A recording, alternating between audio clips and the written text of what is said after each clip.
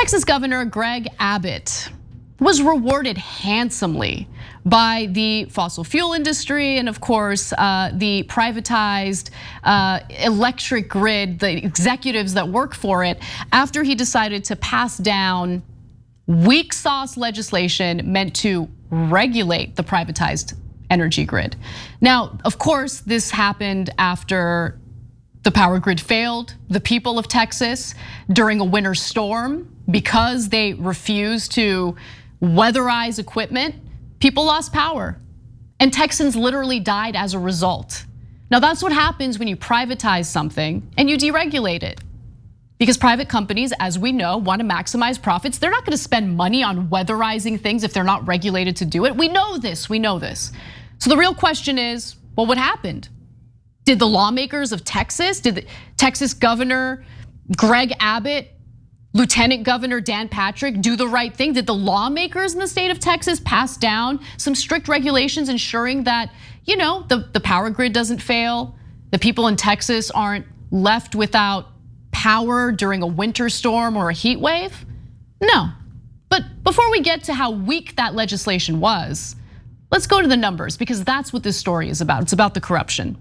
From June 21st to June 30th, after the legislative fundraising blackout ended, 5 of the largest and most prominent companies in the Texas power grid supply chain, Calpine, Centerpoint, NRG Energy, Oncor, and Vistra, or their top executives collectively donated about $497,000 to state elected officials and political groups. A large chunk of that cash was driven by Oncor, Texas's largest transmission and distribution electric company, with many big donations coming from the company's executives. Huh, wow, I mean, they've given donations to these lawmakers before. It's just interesting how after the Texas legislature handed down insanely weak regulations for the power grid, they were rewarded a little more than they typically would be. Let me give you more numbers. That's more than twice the $207,000 they gave during the same period when the legislative session ended in 2019, and that's according to the Texas Tribune analysis. By the way, over that same short stretch in June, 11 prominent oil industry leaders, including billionaires Kelsey Warren, Javed Anwar, and Douglas Scharbauer, combined to contribute $3.2 million to Texas elected officials, up from about $2.2 million over the same period following the previous legislative session in 2019. So they're definitely upping the ante. It's like, you got us, don't you? You're looking out for us, aren't you? You're not regulating us. You're not being super strict with us, even as we failed the people of Texas, the very people who elected you into office. Awesome. You get a little more of a reward, pat on the back, a couple mil. Now, what about Greg Abbott, the governor of Texas specifically? Well, Abbott received about $4.6 million from oil, gas, and broader energy interests, his latest haul, or largest haul, I should say, ever from those groups in the post-legislative session fundraising period following the 4 regular legislative sessions during Abbott's tenure as governor. And look, as I mentioned, this money isn't just like, hey, we've got money laying around. Let's just go around funding politicians out of the kindness of our hearts. No. They get a return on that investment. Now, in this case, the return on the investment came early before they had to, do additional contributions. But the increase in contributions following the passage of that weak sauce legislation sends a message. The message is, keep doing what you're doing. Keep looking out for us, the corporations, the corporate interests. Keep looking out for our profit motive, and you'll get rewarded. And what did that legislation look like? Well, the legislature ultimately passed a bill that requires power generation companies to prepare to withstand extreme weather conditions. That sounds pretty good, right? Except it's not, because the bill didn't set a hard deadline for when the upgrades need to be complete, and it stopped short of detailing how the state would enforce and incentivize the process called weatherization. Meaning that they didn't detail how they plan to enforce it, and they didn't even give a deadline for when these efforts needed to be completed. And there was nothing in the legislation about taking care of the Texans who dealt with the burden of a terrible, privatized, deregulated electric grid. Remember, we shared stories about Texans receiving insanely expensive power bills. Has that been addressed? No. We did stories about Texans who literally died during that winter storm. Will there be any type of settlement for them?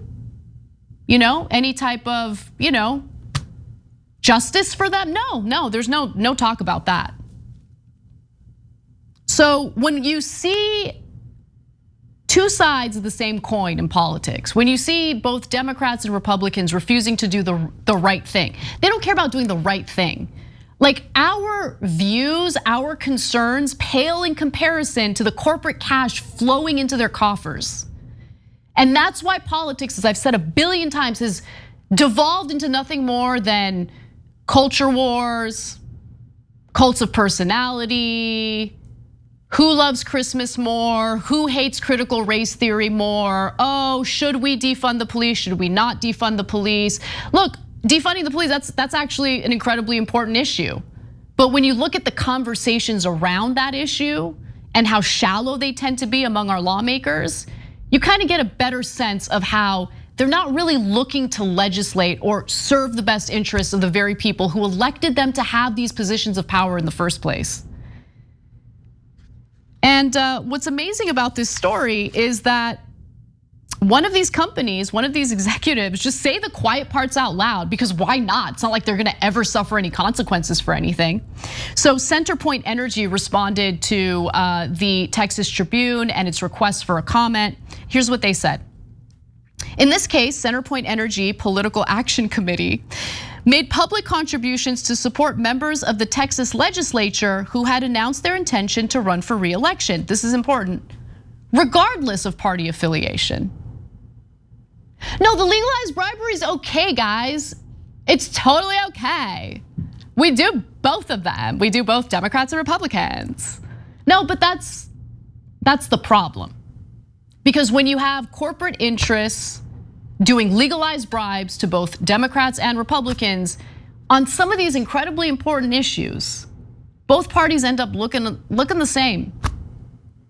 And that's certainly the case in Texas with the legislator, including Democrats and Republicans, passing down this weak sauce legislation.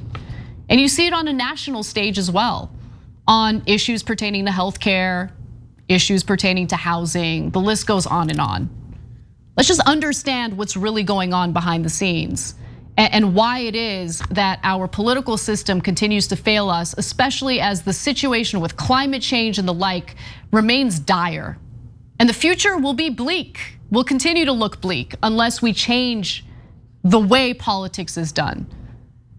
Now, the For the People Act would have reformed elections by regulating money in politics, but Senator Joe Manchin really cares about that filibuster in the Senate. So it'll be blocked, it won't pass, and there'll be no progress.